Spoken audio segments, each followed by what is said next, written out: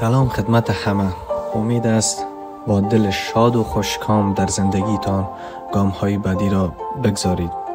در اینجا متن پادکستی در رابطه با ذهن آرام برای ادامه زندگی برای شما آماده کردم. می توانم از آن به عنوان بخشی از محتوای ویدیو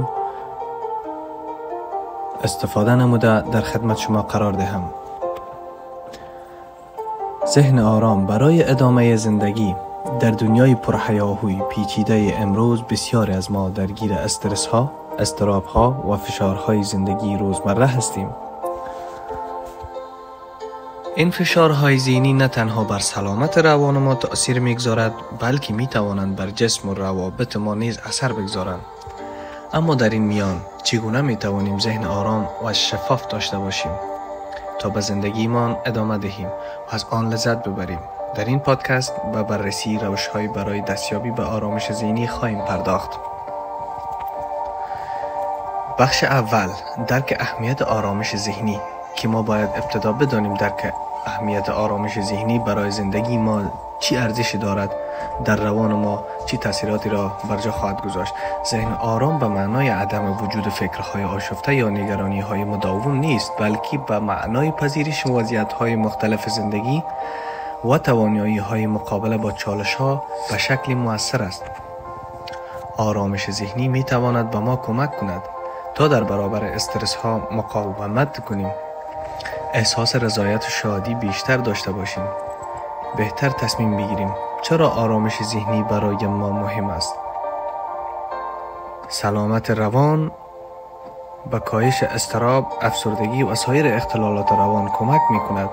تمرکز بهتر با ذهن آرام می توانیم توجه خود را به مسائل مهم معطوف کرده و از کارهای بالاتر برخوردار شویم. در بخش سلامت جسمانی در رابطه علاوه نمایم که استرس و نگرانی های ذهنی می توانند تأثیرات منفی بر روی بدن ما داشته باشند. آرامش ذهنی به کاهش فشار خون، بهبود خواب و کاهش دردهای جسمانی کمک می کند.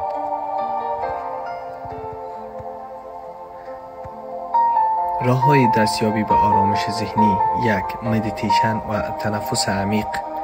یکی از بهترین روش‌های برای آرامش ذهنی مدیتیشن و تمرینات تنفس عمیق است. این روش‌ها می توانند به آرامش بدن و ذهن کمک کنند و سطح استرس را کاهش دهند.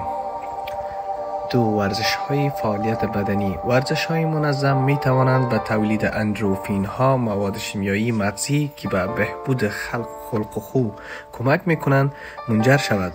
فعالیت بدنی همچنین موجب کاهش اضطراب و بهبود کیفیت خواب می شود. 3. تنظیم اولویت‌ها. یکی از دلایل اصلی استرس داشتن لیست طولانی از کارها و عدم توانایی در اولویت بندی های آنهاست. مدیریت مؤثر زمان و تعیین اولویت ها می تواند به کاهش احساس و فشار کمک کند.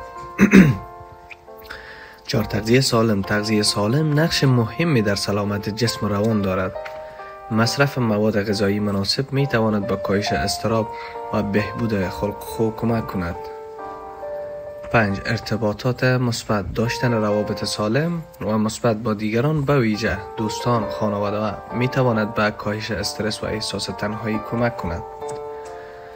بخش سوم، مقابله با افکار منفی. افکار منفی و نگرانی های بی پایان می توانند ذهن را مشغول کنند و از آرامش ما بکاهند. روش های مختلف برای مقابله با این افکار وجود دارد. چالش های ذهنی. وقتی یک فکر منفی به ذهنتان خطور می کند، آن را به واقعیت بررسی کنید. آیا این فکر منطقی است؟ آیا می توانید با آن مقابله کنید؟ تمرکز بر حال حاضر. بسیاری از نگرانی ها با آینده یا گذشته مربوط می شوند. سعی کنید بر لحظه ها تمرکز کنید و از زندگی خود لذت ببرید. تغییر الگوهای فکری.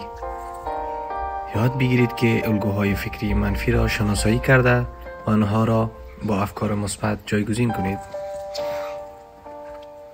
در بخش 4، پذیرش و بخشش، یکی از مهمترین گام‌های برای دستیابی به آرامش ذهنی پذیرش خود و دیگران است.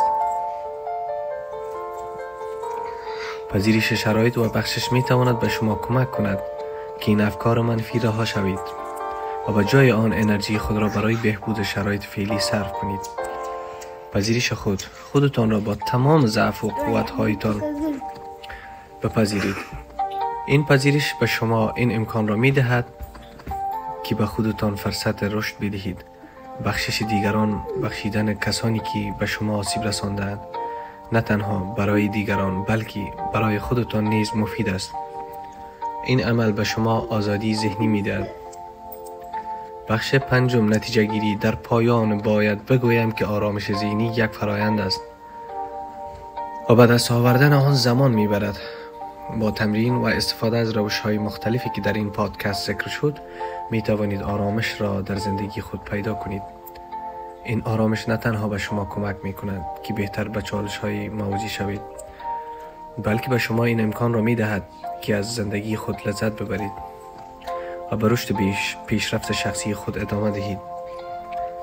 امیدوارم این پادکست برای شما مفید بوده باشد. از اینکه وقت گذاشتید و به این بحث گوش دادید سپاسگزارم. اگر به موضوعات مشابه علاقه دارید حتما کانال ما را دنبال کنید و نظرات خود را با ما در میان بگذارید. برای آرامش ذهنی، زندگی سالم، همیشه در حال یاد